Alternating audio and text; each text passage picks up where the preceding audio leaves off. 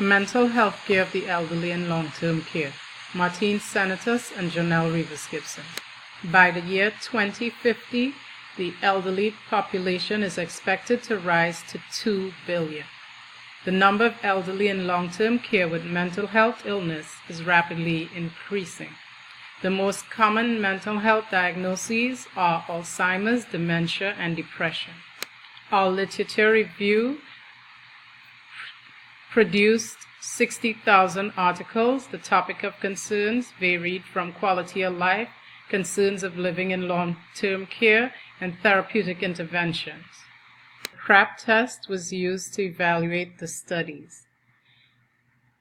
The quality of life and mental illness is significantly impacted by the level of care and evidence-based therapeutic interventions.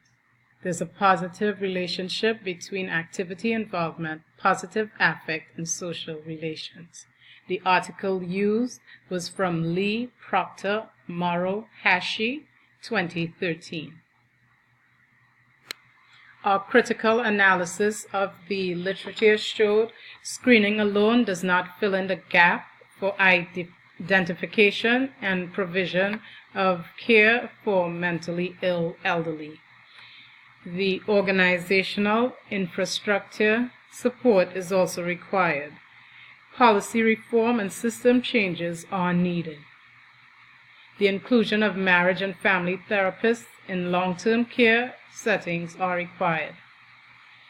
Lack of care provision can lead to decreased quality of life, which affects ADL's ability to complete activities of daily living.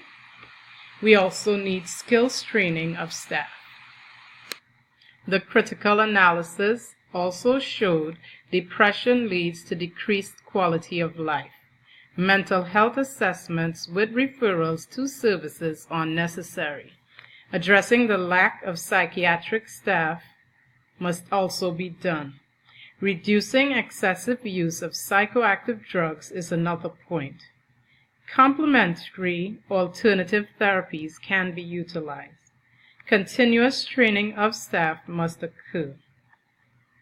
Differences of opinion between staff and residents about resident needs must be explored. Our interventions need to target our clinical expertise, our evidence-based practice guidelines, patient values, and the best research evidence. These will all help with psychosocial rehab, skills training, behavioral training, and complementary alternative therapies. In order for this to occur, policy-level changes are needed.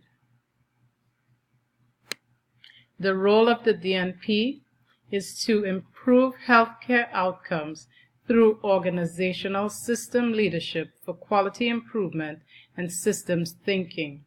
There also needs to be an integration of healthcare policies, practice management, and practical strategies to improve quality of care. In conclusion, evidence-based, cost-effective care of the elderly is possible. It can be done through education and organizational policy change. Please note the references used for this PowerPoint, our second page of references, our final page of references.